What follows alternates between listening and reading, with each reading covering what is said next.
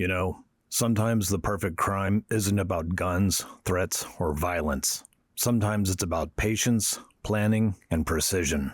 In February of 2003, a team of master thieves pulled off what a lot of people called impossible. They cracked the uncrackable vault at the Antwerp World Diamond Center. Now this is a vault protected by infrared sensors, seismic detectors, magnetic fields, and a lock with over 100 million possible combinations. But you want to know what the take was? Over 100 million in diamonds, gold, and cash. Although some folks say the true value was closer to $500 million. I mean, this wasn't just a heist. This was a masterpiece in criminal engineering. For nearly 4 years, Leonardo Notarbartolo passed as a legitimate diamond merchant. This guy had become a familiar face in Antwerp's diamond district. To everyone around him, he was just another dealer among the merchants who had controlled the diamond trade for generations. Nobody ever suspected that he was orchestrating what would become known as the heist of the century. Warning: the following video is meant for educational purposes only and should not be taken otherwise. Apex Crime Lords does not condone, encourage, or glorify the actions of the individuals covered in this program. Viewer discretion is advised. Keep watching until the end to see what's next on Apex Crime Lords. Alright, now let me set the stage for you. For centuries, Antwerp had been the diamond capital of the world. The trade began here in the 1400s when the first rough diamonds arrived from India. But it was in the late 1800s when everything completely changed. That's when the Jewish diamond merchants fled the Russian pogroms and brought their skills and connections to Belgium. These families brought more than just diamonds. They brought traditions that had been passed down through generations. This is where a handshake meant more than any written contract. Your word was your bond.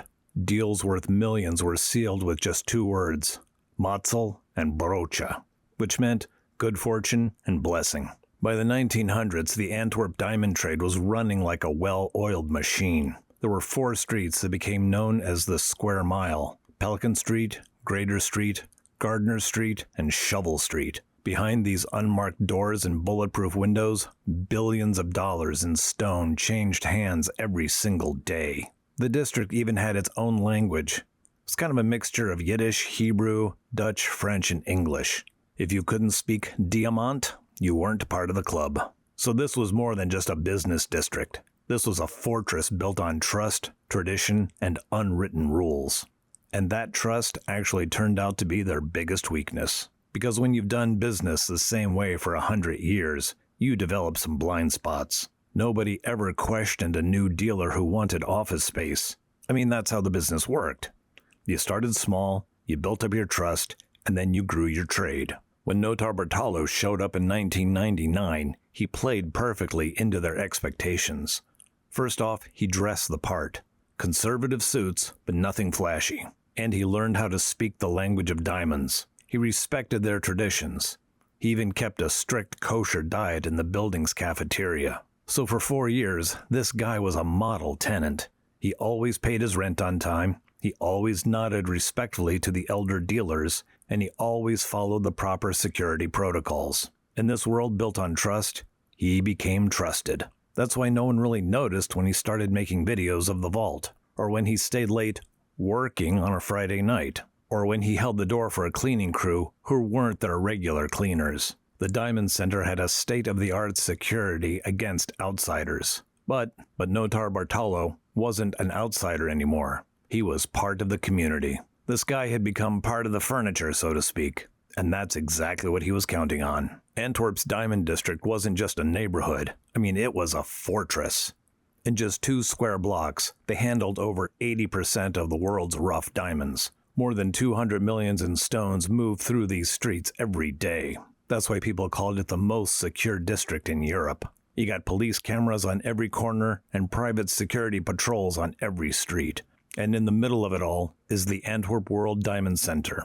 This is a 10-story fortress, which was home to the most sophisticated vault system ever built. The vault itself was 2 floors below ground. And to get to it, you had to get past video cameras, guard, and a man trap, which was a reinforced steel chamber that would seal tight at the first sign of trouble. Then you got that big old door itself.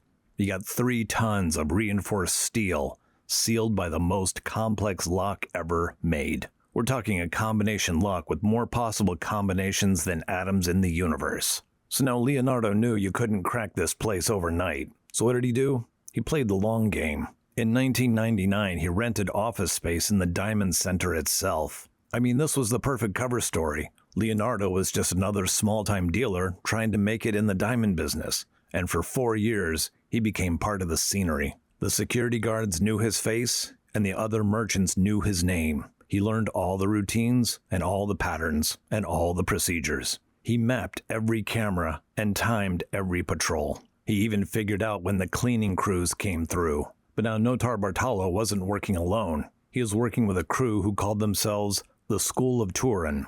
This was a crew of Italian thieves who treated crime like an art form. Each member had their own specialty. First of all, we got the monster. This guy was an expert alarm technician. Next up, you got the genius, a human computer who could crack any safe. Then we got the king of keys, who could reproduce a key just from a photograph. And last up, we got the veteran. This guy was a master lockpicker who never met a door he couldn't open. Okay, now here's where things start to get technical. The Diamond Center security wasn't just high-tech. I mean, it was supposedly unbeatable. Let's start with the building itself. Every floor had its own independent alarm system. You got motion detectors covering every angle, and light sensors that could spot a shadow at 50 feet. There were infrared beams that crisscrossed every single hallway, and Doppler radar would catch any movement. And oh, but wait, the vault level? That was something entirely different. The floor was rigged with seismic sensors. These things could detect a footstep from 20 feet away. The walls had magnetic fields running through them. Break one of those, and it triggers an alarm. And heat sensors would spot a warm body through walls. You got vibration detectors that could feel every little tremor. Even the air pressure was monitored. A change of 1 millimeter would set off the system. And now, let's finally get to the vault door itself. You got 3 tons of hardened steel. You need a lock that requires a 3-number combination plus a magnetic key with over 100 million possible settings. And the manufacturer of this thing guaranteed it was uncrackable. Together, the crew spent months rehearsing every single move. They built a replica of the vault's antechamber in the warehouse, and they practiced until every single step was absolutely perfect. The heist began on Valentine's Day weekend in 2003, which was perfect timing because the vault would be full of fresh deliveries for the holiday. And the most important thing, the Diamond Center would be nearly empty. At 7 o'clock on a Friday evening, Notarbartolo made one last visit to his office. So this was nothing too unusual, just another dealer working late. Except this time, he didn't leave alone. 3 members of his crew were hiding in the building's stairwell. These guys had 48 hours until the vault would reopen on Monday morning. There were no alarms that went off, no cameras caught anything suspicious. Somehow the guards never noticed the thermal imaging cameras being disabled, or the light sensors being covered, or the silent figures moving throughout the building's blind spots. When they reached the vault level, they faced their first challenge. The heat sensors could detect a person's body temperature from 30 feet away, but the monster had a solution. He made custom polyester shields treated with thermal blocking paint. These guys were like high-tech ghosts, and they just slipped past every sensor. So the School of Turin didn't just break in, they outsmarted every system. First, the building security. They spent months studying the camera patterns and found every blind spot and mapped every gap in coverage. And the motion detectors? They just moved like glaciers. Slow, deliberate, and patient. The light sensors got blocked with hair-thin strips of foam, which were custom cut to the exact measurements they needed. Now what about those infrared beams? That's where those thermal blocking suits came in. This is something straight out of a sci-fi movie. They had full body suits that masked their heat signatures. For the seismic sensors, they literally walked on air. They had special platforms that distributed their weight, so there was no direct contact with the floor, which meant no vibrations. Now the magnetic fields were trickier. They couldn't break them, so they went around them. They found one spot where the fields overlapped and created a dead zone. And that brings us to the uncrackable vault door. Now, it turns out that uncrackable doesn't mean much when you've got inside access. The vault door wasn't just a giant door, it was a technological masterpiece. It was a combination lock with a magnetic key that was monitored by multiple alarm systems. The manufacturers bragged that it would take 12 hours just to try all the possible combinations. But the genius had been studying this lock for months, and he discovered something about that famous lock, something the manufacturers never expected. From the right angle and with the right tools, you could see inside of it. So they brought with them a pretty high-powered endoscope.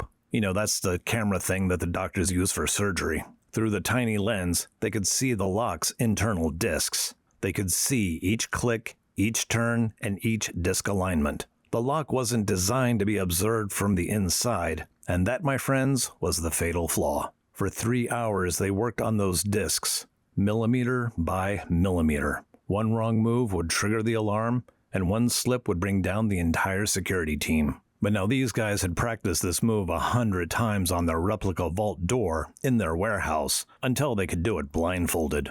This was 3 hours of delicate work. And then, click. The uncrackable vault door swung open. And when the door finally swung open, they knew they had just beaten the most sophisticated lock ever made with nothing more than a lot of patience and a little tiny camera. Inside that vault, there were 160 safety deposit boxes. Each one was a potential fortune. But now here's where things get a little interesting. They didn't just grab everything in sight. They actually had a list. They had specific box numbers and specific targets. Out of the 160 boxes, they swiped exactly 123. It was almost like they knew which ones were worth their time. So of course, diamond dealers kept detailed records of every stone, every serial number, certificates, and documentation. But some of the stolen diamonds had no papers. That meant no records and no trail. These were perfect for selling on the black market. Others were certificate diamonds. That means the paperwork was worth more than the stones themselves. So they knew exactly what they were looking for, right down to the box numbers. By Sunday morning, the crew had cleared out 123 boxes. They had erased all the security footage and removed every single trace of their presence. And then they walked right out the front door. For 8 hours, nobody even knew anything was wrong. So on Monday morning, the vault opened for business as usual, and that's when the screaming started. One by one, dealers discovered that their boxes were empty. Diamonds, gold, certificates, cash, they were all gone. It had been the perfect crime, except for one tiny detail. Just outside Antwerp, police found a garbage bag in the woods. And what did they find? A half-eaten salami sandwich, some security camera footage, and empty jewelry bags. The DNA on that salami sandwich led them straight to the veteran. And a little later, the investigators discovered something else. Notarbartolo had been filming inside the vault for months. Not to plan the heist, but just to prove to the real masterminds they had done the job. You see, some people think the School of Turin, the guys were just the muscle. The real planning might have been from the diamond dealers themselves. Which means it was just an elaborate insurance scam hidden behind the biggest diamond heist in history. But that's just a theory. Leonardo Notarbartolo was sentenced to 10 years, but he only served 6. The other crew members scattered across Europe. Some say they're still living large off of their share. Of course, most of the diamonds never surfaced, and not a single stone has ever been recovered. 100 million in precious stones just vanished. In 2011, Notarbartolo promised to tell his whole story. He claimed the heist was actually worth around 400 million, and he hinted that certain diamond dealers had helped plan the whole thing, but he never named any names. I mean, think about it. Who really stood to gain here? Not just the thieves. The dealers had recently doubled their insurance policies, and only some boxes got hit. The contents had been switched out just days before, and the really valuable stones, the ones with papers, some dealers had quietly moved them earlier that week. It was almost like they knew something was going to happen. And remember those security cameras Notarbartolo was filming? He wasn't just planning a heist, he was documenting it. It's like he was proving to someone that the job was done right. So the School of Turin crew might have been master thieves, but maybe they were just playing their part in a bigger show. like maybe this was a $500 million insurance scam that was just disguised as the perfect heist. And some people say that's why most of those diamonds never surfaced. They didn't need to be sold, because they were never meant to be found. The insurance was the real prize. And that's the thing about diamonds. They're built on trust, and some secrets stay buried forever. Today, the Antwerp Diamond Center has new security. They've got new locks, new sensors, and new procedures. They say it's impossible to rob now, but of course that's what they said last time. The Antwerp Diamond Heist has shattered more than just security systems. It broke the diamond world's faith in itself. The old way of doing business was gone almost overnight. There were no more handshake deals and no more trust-based trading. Every diamond center in the world overhauled their security, from Tel Aviv to Mumbai, all the way down to New York. They all learned from Antwerp's mistakes. New security protocols emerged. They added biometric scanning, AI-powered cameras, and background checks that would make the FBI blush. Even the culture changed. Those century-old traditions of trust were replaced by paperwork, documentation, and verification. Today, the Antwerp Diamond Center has completely different security. And of course, they're not going to say what kind, and they're not giving away any details. Apparently, they learned their lesson the hard way. But here's what everyone in the diamond world wants to know. Sometimes the biggest threat isn't the person trying to break in. It's the person who already has the keys. Next time on Apex Crime Lords, we're bringing you the story of Alfonso Big Al Aceves and the rise of the Mongols Motorcycle Club. From the streets of East LA to becoming the most feared motorcycle clubs in America, the Mongols wrote their own rules. How did this club grow from a small group of Hispanic bikers to international infamy? What makes these guys different from other outlaw motorcycle clubs? And how did Big Al help change the face of biker culture forever? You won't want to miss this fascinating ride through one of the most influential chapters in outlaw motorcycle club history. As we look back on this incredible heist, we're left with some intriguing questions. Do you think this was really a perfect crime that was just spoiled by a simple sandwich? Or do you think there was something bigger going on behind those vault doors? How many people do you think really knew what was happening in the Diamond Center that weekend? And more importantly, where do you think those diamonds are now? Could they be hidden in Swiss bank vaults? Were they broken down and resold? Or do you think they're sitting right back in the Antwerp with new papers and clean histories? This is one of those situations where we may never know the whole truth. And like those missing diamonds, some secrets stay buried forever. Now, how's the Antwerp Diamond Heist going to be remembered? That's up for you to decide. Let us know your thoughts in the comments section below. And please like, give us a share, and consider subscribing. Until next time, stay safe and stay dangerous.